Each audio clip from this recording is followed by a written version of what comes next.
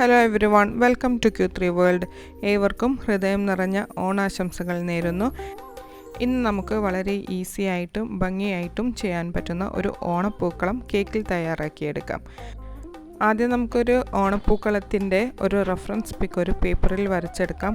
ആദ്യം ഞാനൊരു 2 റൗണ്ട് ഇതേപോലത്തെ 2 അടുപ്പ് വെച്ചിട്ടൊന്ന് മാർക്ക് ചെയ്തെടുക്കുന്നുണ്ട്. ജസ്റ്റ് ഒരു റെഫറൻസ് പിക്ക് ഉണ്ടെങ്കിൽ നമുക്ക് പെട്ടെന്ന് തന്നെ വലിയ ടെൻഷൻ ഇല്ലാതെ നമുക്കത് കേക്കിലേക്ക് അപ്ലൈ ചെയ്യാനായിട്ട് പറ്റും. അപ്പോൾ ഞാൻ ആദ്യം ഒരു 2 റൗണ്ട് ഇങ്ങനെ വരച്ചു കൊടുത്ത് വളരെ സിമ്പിളായിട്ടുള്ള ഒരു ഡിസൈനാണ് ചെയ്യാൻ പോകുന്നത്. ഒരു പെൻസിലും സ്കെയിലും യൂസ് ചെയ്ത് ഞാൻ ജസ്റ്റ് അതിൻ്റെ ലൈൻസൊക്കെ ഒന്ന് മാർക്ക് ചെയ്തിട്ടുണ്ട്. ആദ്യം ഒരു ലൈൻസ് പോലെ വരച്ച് പിന്നെ ആ ലൈൻസ് ഒന്ന് യോജിപ്പിച്ച് ഇതേപോലത്തെ ഒരു ഷേപ്പാക്കി ആദ്യം എടുത്തിട്ടുണ്ട്. അപ്പോൾ ഇങ്ങനെ ചെയ്യുമ്പോൾ വളരെ ഈസി ആയിട്ടുള്ള ഒരു ഡിസൈനായിട്ട് തോന്നി.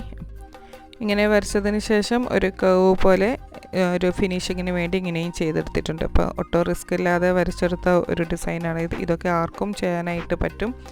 അപ്പോൾ ഇനി നമുക്ക് ഏത് കളറാണ് കൊടുക്കുന്നതെന്ന് ഇപ്പം തന്നെ ഇവിടുന്ന് തന്നെ നമുക്ക് ഡിസൈഡ് ചെയ്യാം. അപ്പോൾ ഞാൻ ഇതേപോലെ ബോർഡറൊക്കെ ചെയ്യാൻ വിചാരിക്കുന്നത് ഒരു ഗ്രീൻ കളർ യൂസ് ചെയ്തിട്ടാണ്.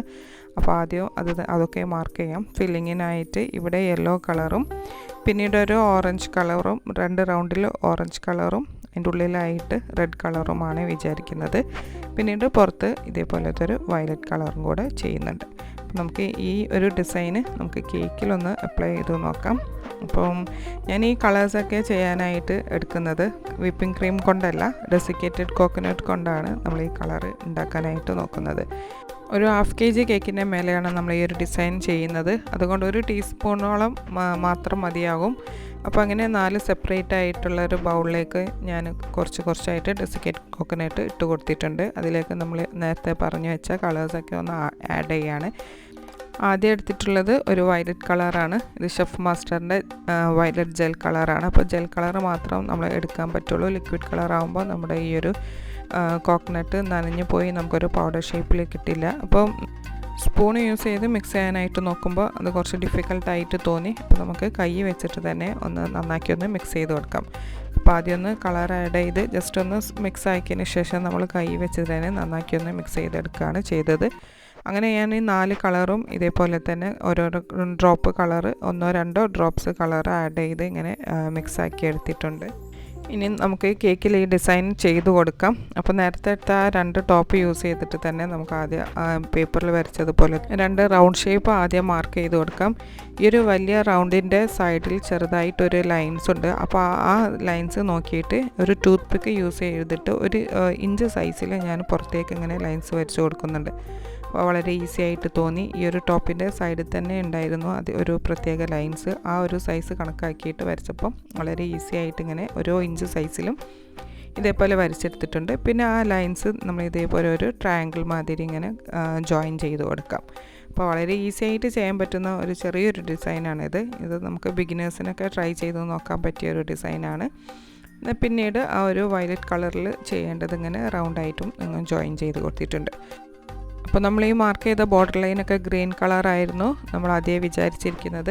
അപ്പോൾ ആ കളർ നമ്മൾ വിപ്പിംഗ് ക്രീം യൂസ് ചെയ്തിട്ടാണ് ചെയ്യുന്നത്. അപ്പോൾ ചെറിയൊരു ലീഫ് നോസിലിട്ട് പൈപ്പിംഗ് ബാഗിലേക്ക് ആക്കി ഇങ്ങനെ ജസ്റ്റ് പ്രസ് ചെയ്ത് കൊടുത്ത ഒരു ബോർഡർ ലൈനാക്കി ഇങ്ങനെ പൈപ്പ് ചെയ്ത് കൊടുക്കുകയാണ്.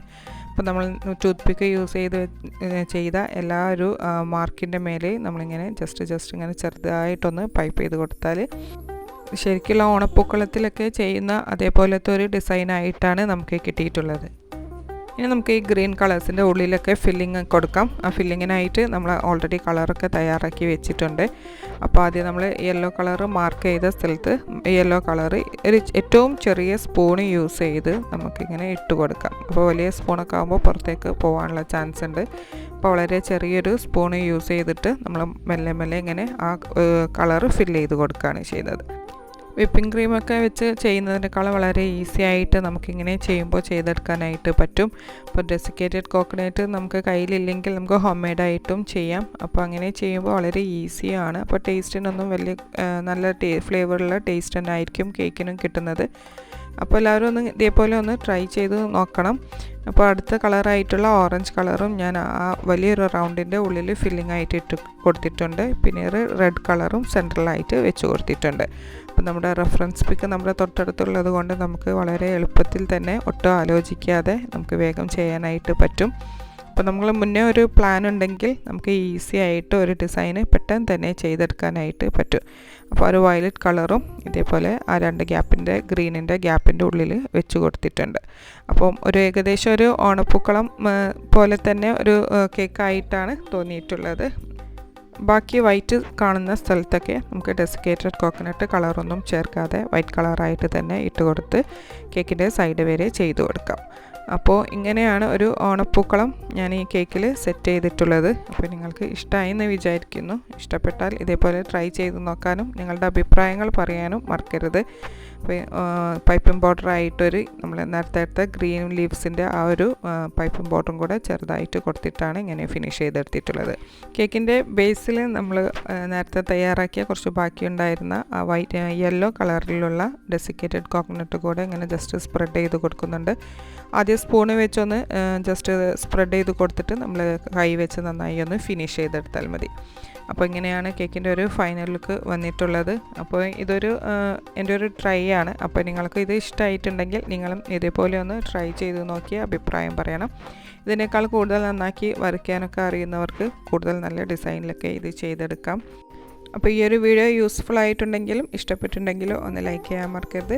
Q3 വേൾഡ് എന്ന ഈ ഒരു ചാനൽ സബ്സ്ക്രൈബ് ചെയ്യാതെ കാണുന്നവരാണെങ്കിൽ ഒന്ന് സബ്സ്ക്രൈബ് ചെയ്ത് തൊട്ടടുത്തുള്ള ബെല്ലൈക്കണും കൂടി ഒന്ന് പ്രസ് ചെയ്ത് സപ്പോർട്ട് ചെയ്യണമെന്ന് റിക്വസ്റ്റ് ചെയ്യുന്നു.